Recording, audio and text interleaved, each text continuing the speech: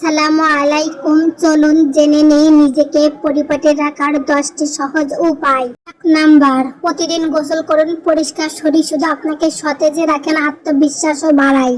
2 নম্বর, পরিষ্কার পোশাক পরুন। দামি পোশাক না হলেও সমস্যা নেই, তবে পোশাক যেন পরিষ্কার ও মানানসই হয়। 3 নম্বর, মুখ ও দাঁতের যত্ন নিন। দিনে অন্তত 2 বার দাঁত ব্রাশ করুন। মুখের দুর্গন্ধ অন্যদের কাছে অস্বস্তিকর হয়।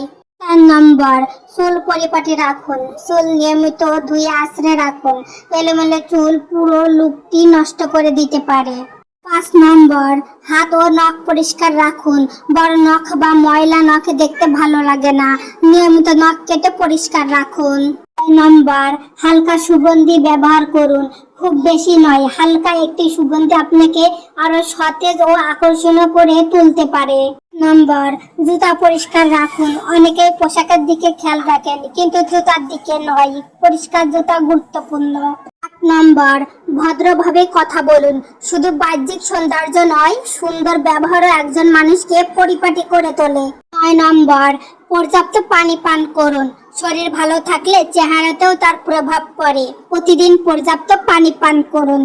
10 নম্বর, আত্মবিশ্বাস ধরে রাখুন। নিজের প্রতি বিশ্বাস রাখুন।